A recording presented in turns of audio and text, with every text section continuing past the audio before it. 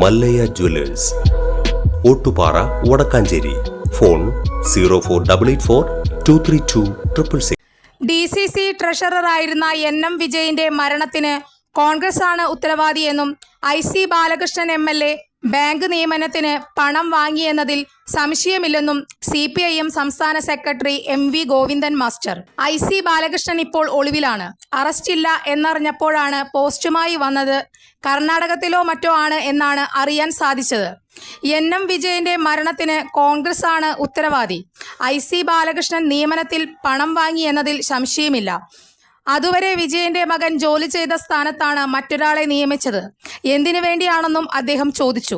വിജയന്റെ മരണത്തിൽ ഒരാളെ കോൺഗ്രസ് കൊന്നു എന്നും മറ്റൊരാൾ ആത്മഹത്യ ചെയ്തു എന്നും പറയുന്നതാണ് നല്ലതെന്നും അദ്ദേഹം പറഞ്ഞു.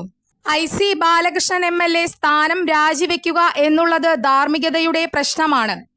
NM വിജയന്റെയും കുടുംബത്തിന്റെയും കടത്തിന്റെ ഉത്തരവാദിത്തം കോൺഗ്രസ് ഏറ്റെടുക്കണം. 2,10,00,000 രൂപയുടെ കടം കുടുംബത്തിന് ഉണ്ടെന്നും അദ്ദേഹം മാധ്യമങ്ങളോട് പറഞ്ഞു.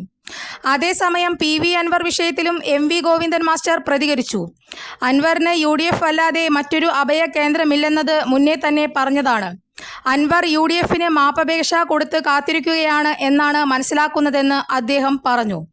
നിലമ്പൂർ സ്ഥാനാർത്ഥിത്വം സംബന്ധിച്ച് കൃത്യമായിട്ട് തീരുമാനങ്ങൾ പിന്നീടുണ്ടാവുമെന്നും അദ്ദേഹം പറഞ്ഞു.